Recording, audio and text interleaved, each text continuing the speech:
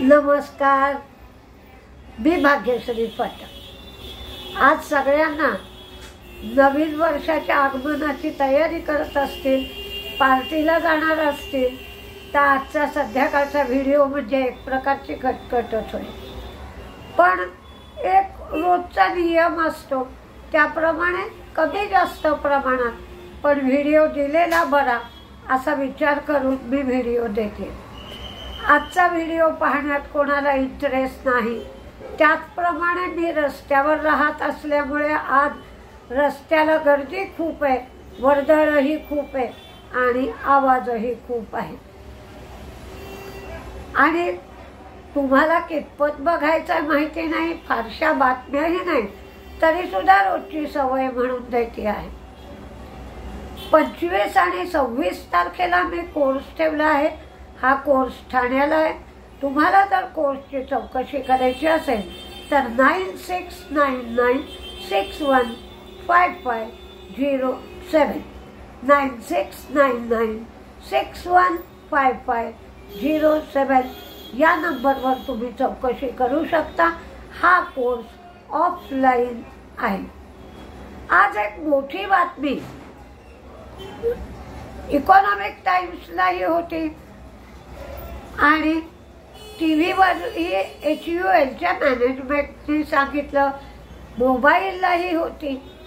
तर HULचा जो delivery time आहे ना तो त्यांना त्रास देत होता, म्हणजेच डिलिव्हरी टाईम 3 दिवस होता। आता तो डिलिव्हरी टाईम कमी करावा याच्यासाठी कंपनी प्रयत्न करते आहे। तर किराणा स्टोर्सना थेट आता माल पुरवला जाईल आणि दिल्ली आणि इतर मेट्रोपॉलिटन सिटीमध्ये सुद्धा अशीच व्यवस्था केली जाईल। त्यामुळे लागणारा वेळ कमी होईल आणि आता जे डिस्ट्रीब्युटर्स आहेत ते फक्त ऑर्डर घेतील आणि पेमेंट घेतील, बाकीच्या लॉजिस्टिक्सच्या गोष्टी सगळ्या कंपनी हँडल करेल। त्यामुळे 3 दिवसावरून डिलिव्हरी टाईम जो आहे तो 1 दिवसावर किंवा 24 तासावर येईल। त्यामुळे हे सगळ्यांच्या दृष्टीने फायद्याचं राहील आणि त्याचप्रमाणे किराणा स्टोर्सची क्रेडिट लिमिट सुद्धा वाढेल।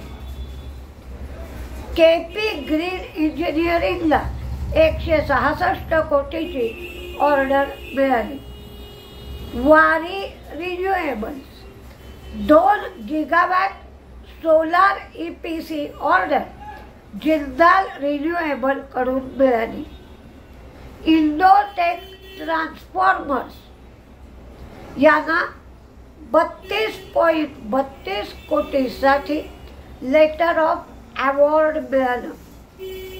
अडाणी एंटरप्राइजेस त्यांचा अडाणी विल्मरमधला स्टेक पूर्णपणे विकणार आहे आणि हा स्टेक 2 बिलियन अमेरिकन डॉलरचं हे डील होईल आणि त्याची जी प्रोसेड्स किंवा रक्कम मिळेल ती इन्फ्रास्ट्रक्चर प्लॅटफॉर्मसाठी वापरली जाईल। सूर्या रोशनीला एकास एक बोनस जाहीर झालाय आणि त्याची रेकॉर्ड डेट 1 जानेवारी 2025 ही आहे। सुझलॉन एनर्जीला 87.6 कोटीची दंड लावला होता। ही दंडात्मक कारवाई आयकर विभागाने रद्द केली आहे। तर उद्या नवीन वर्षाला सुरुवात होते आहे। आत्तापर्यंत तुम्ही गुंतवणुकीसाठी काही नियम घातले नसावेत, तर आता काही नियम घालून पुढच्या वर्षात तुम्ही गुंतवणूक किंवा ट्रेडिंग करत जा। जर मी ट्रेडिंग करतो आहे आणि मीडियम टर्म म्हणजे 6 महिने ते 8 महिन्याच्या अवधीसाठी जर ट्रेडिंग करतो आहे तर मी 10% प्रॉफिट घेईन आणि 10% थोडे पैसे आपल्या खर्चासाठी GSTसाठी टाकून आपण विकून टाकायचं. म्हणजे 100 रुपयाला शेअर घेतला असेल तर तो 112 113 रुपयाला साधारणपणे विकावा. इन्व्हेस्टमेंटसाठी तुम्ही स्वस्तात शेअर घेण्याचा प्रयत्न करावा. 100 रुपयाला घेतलेल्या शेअरची किंमत 200 रुपये झाली की 50% शेअर विकावेत. 225 रुपये किंमत झाली की आणखीन 15% शेअर विकावे. म्हणजे तुमचं भांडवल आणि प्रॉफिट दोन्हीही बाहेर पडेल आणि मग त्याच पैशात तुम्हाला दुसरे शेअर घेता येतील. जे कमजोर शेअर्स असतील ते कमजोर शेअर आधी विकण्याचा प्रयत्न करावा. वारंवार त्या कमजोर शेअरच्या किमतीकडे लक्ष द्यावं आणि त्याच्यात अडकलेलं भांडवल आधी वसूल करावं. म्हणजे उरलेले शेअर फुकटमध्ये राहतील, ते 2-4 दिवसांनी विकले तरी चालू शकतात. आत्तासारखं जे मार्केट व्होलटाईल आहे त्याच्यामध्ये जेवढा प्रॉफिट पदरात पडतो आहे तेवढा पदरात पाडून घेण्याचा प्रयत्न करावा.